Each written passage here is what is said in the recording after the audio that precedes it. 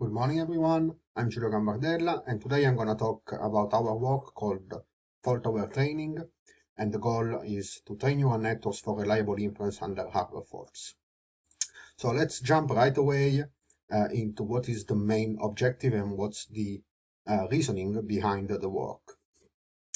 The main question that we would like to answer is how to get machine learning hardware reliable.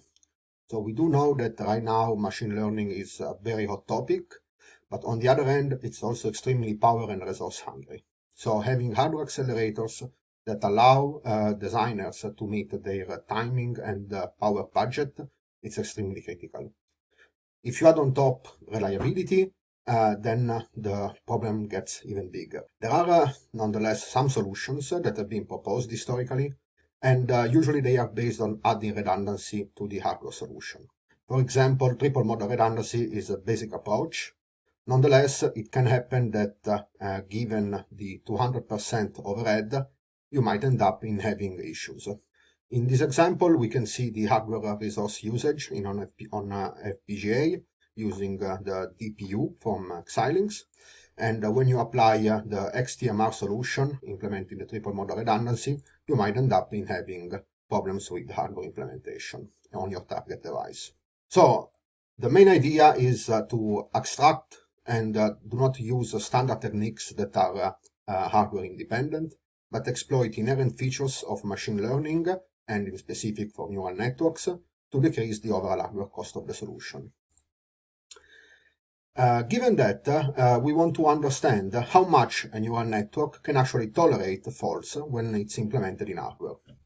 So the first part of the work that has been presented last year at DFT was based on the bottom part of the hardware and training stack that you can see on the left of the slide. So in that case, once you receive a trained neural network and you know the hardware backend in which you want to implement the hardware accelerator, you can perform standard error injection to characterize the neural network. One of the results presented in that paper was about the observation that convolutional layers are quite sensitive to faults with respect to fully connected. There was also a solution proposed that was SmartEMR, in which just the portion of the neural network which was more sensitive to faults was actually triplicated. So in that case, we ended up having a solution with graceful degradation in terms of accuracy and with lower hardware usage with respect to TMR. But we would like to abstract a little bit and avoid triplication completely and avoiding adding additional redundancy into the hardware. So the new solution is actually focusing on a complete co-design of the neural network, starting from the training phase. So we would like to make the hardware inference tolerance to faults a training problem. So the main idea is to actually model errors during training and being able possibly to train a neural network directly by being aware of the possible faults that can happen in the hardware. So this is the main question, and in order to answer, we are going to go through this presentation, first talking about the fault tolerance of standard neural network trained with normal algorithms, and then we are going to introduce the work of FAT. We are going to talk about the injection layer structure and architecture. We are going to show some experimental results and then a comparison with a similar methodology, which is dropout. So, talking about the fault tolerance of standard neural network, let's start with an example. In this case, we have a neural network, which is a VGG16 derivative with 6 convolutional layers and 3 fully connected, trained on CIFAR10. We do perform error injection with hardware acceleration on FPGA. And the hardware acceleration is implemented in Thin, which is a solution that Xilinx Research Labs offer, generate hardware accelerator for quantized neural networks. In this case, the neural network has been heavily quantized, such that we are going to have just a single bit for both weights and activation. And the error injection is going to target all possible channels within each of the layers inside the neural network. So over here, you can see the results of the error injection campaign. So first of all, on the left, you have the table with the detail for all possible layers, how many channels that layer has, and for each of the possible injected errors, the minimum and maximum accuracy that has been recorded. On the right, we would like just to plot those data in a more friendly way by having on the x-axis the minimum accuracy for that layer, and on the y-axis the maximum accuracy recorded. So as you can see, there are some layers which are causing an extremely high drop in accuracy, while other layers are not. In order to better represent, we get each couple of those min-max accuracies and plot them on the right graph. And as you can see here, there is a single use case for layer 1 in which just one channel being stuck at 1 is going to have a drop of more than 30%, which is something extremely detrimental for the tolerance of the neural network accelerator. So here it's a little bit of the results, and we are going to use this kind of representation over and over during the talk. So at the end of the day, what is the goal of our new training methodology? Is to actually evaluate the neural network and understand where and which part of the neural networks are more sensitive. So here we can easily see there is a huge drop in accuracy. And the goal is to take the points that have a very high drop in accuracy and take them as close as possible to the error-free accuracy of the neural network. So that's why we presented the FAT, the fault-aware training, and I'm going to just provide a little bit of an overview about how that works. So first of all, you can use that on multiple neural network architectures. We have support for multi-layer perceptrons, convolutional neural networks, and recurrent neural networks. Then you can choose the hardware architecture, being either dataflow or systolic array.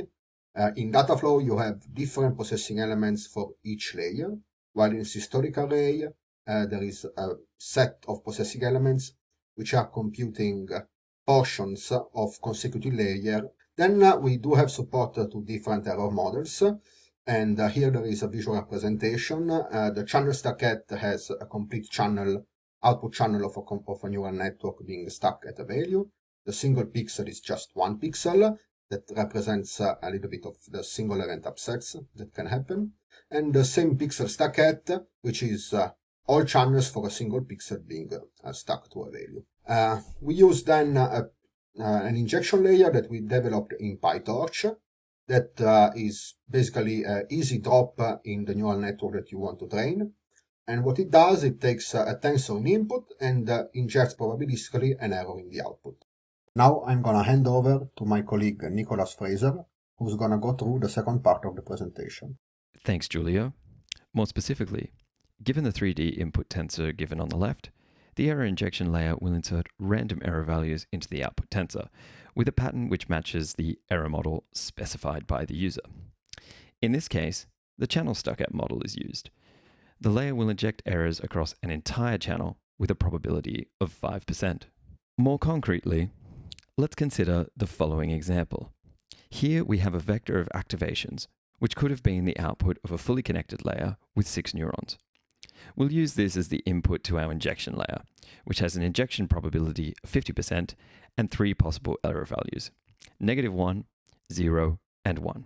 Probabilistically, the error injection layer has either passed the input values directly to the output or injected random error values into the output.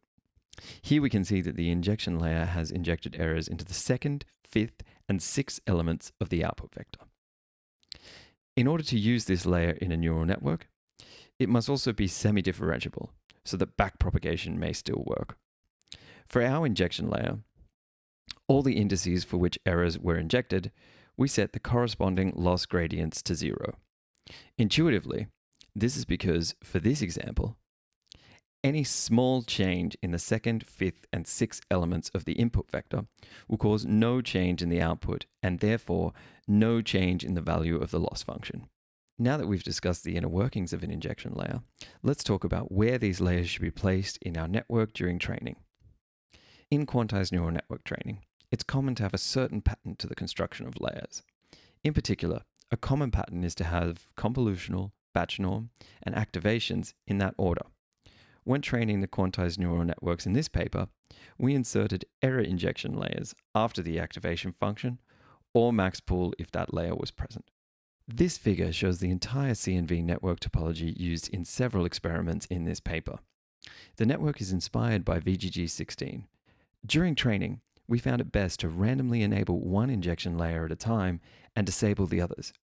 This means that for each epoch, only one injection layer is inserting errors, while the others are simply behaving like an identity function. We tried several different methods of applying injection layers and found that this scheme was the most consistent in our experiments. In the paper, this is referred to as Method 2. Here, we are showing the same results that Giulio showed on a previous slide.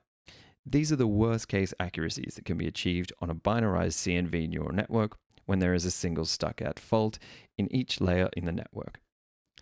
These are the results you get when you train your network using standard techniques, which we refer to as SAT. On the x-axis, we are showing minimum accuracy. This is the best accuracy that can be guaranteed when a single hardware fault causes a single channel stuck-at error. On the y-axis, we are showing maximum accuracy, the best accuracy that can be achieved from a single channel stuck-at error. In this work, we focus mostly on improving the minimum accuracy. Finally, the error-free accuracy is also shown as a baseline for when the hardware is behaving properly without any errors. And here are the results when we train the same network using FAT, with an injection probability P of 5%. Firstly, notice that the error-free accuracy actually increases with FAT compared to standard techniques, meaning that introducing errors during training actually improves the accuracy of the network. We believe that there is a regularization effect that is occurring, which causes the trained network to generalize better to the test set. Second, you'll notice that the minimum accuracy has significantly improved for FAT over SAT, about a 30% increase in minimum accuracy. Similar results are achieved for P equals 10%. Again, the error-free accuracy has increased slightly, while the minimum accuracy has increased significantly. Finally, when P equals 15%, we have a slight decrease in error-free accuracy, about 0.3%, but still have a significant improvement in minimum accuracy. For all probabilities tested, we get over a 30% increase in minimum accuracy. We also see a low sensitivity to variations in P, which is very helpful to machine learning engineers during hyperparameter optimization. We also found that these results generalize to different datasets, different precisions, and different topologies. Note that under the name of the network, the number after the W and A represent the bit widths of weights and activations, respectively. So the second line in the table refers to the CNV topology with binary weights and 2-bit activations. This table shows our full experimental results. I'll now walk you through some highlights. Firstly, I want to highlight the error-free results of the standard training techniques, again denoted as SAT. In the right column, comparable results from the published literature are shown with full details and references in the paper. We went to significant effort to ensure that our baseline error-free SAT results outperformed the published literature. This was to ensure that any improvement that was achieved through FAT was not simply due to using poor hyperparameters for SAT. Furthermore, other than the use of error injection layers, the FAT training results use the exact same training hyperparameters and configuration as the SAT results. Furthermore, when selecting a value for P, we chose the value of P which gave us the highest worst-case minimum accuracy under a single channel stuck-at error. In terms of worst-case minimum accuracy, FAT achieves better minimum accuracy than SAT for all the networks tested, in particular, achieving over a 35% increase in minimum accuracy than DoraFarnet when trained with SAT on ImageNet. In terms of error-free accuracy, FAT also achieved a modest increase in accuracy when compared to SAT, the highest being an almost 1% increase in accuracy for the CNV network with binary weights, 2-bit activations. In general, the error-free accuracy of SAT and FAT are very similar. The error injection layer shares many similarities to Dropout 2D. In this section, I'll highlight some of the difference between the two techniques and look at some results comparing the two. Using the example from earlier, the first difference is that the error injection layer can inject multiple fault values, while Dropout can only insert zeros. Secondly, for untouched values, Dropout scales both the activation values on the forward path and the gradients on the backward path. The error injection layer leaves these values untouched. Comparing Dropout 2D and FAT results, we see that both behave very similarly when tested on a single channel stuck at error model. Dropout 2D achieves a slightly higher error-free and minimum accuracy in 2 out of the 3 networks tested. Again, all training hyperparameters are the same for both configurations, the only difference being the use of the error injection layer for FAT and the Dropout 2D layer for Dropout. However, when we switch the error model, in this case using the same pixels stuck at error model, FAT outperforms Dropout 2D in minimum accuracy for all networks and error-free accuracy for 2 out of the 3 networks. Note, the probabilities change from the previous slide because we select the model based on the best worst-case accuracy, not the error-free accuracy. In conclusion, we find FAT to be extremely effective. For no increase in training time or hardware cost at deployment time, we get significant increases in worst-case minimum accuracy, over a 30% improvement in some cases, no compromise in error-free accuracy. In fact, in all our cases, FAT achieved higher error-free accuracy than SAT. FAT was also more flexible than Dropout 2D, allowing for injection of same pixel stuck at errors, instead of just channel stuck at errors. However, both methods achieve much higher error tolerance than SAT. Thank you for listening to our presentation. There are many more details and results in the paper itself.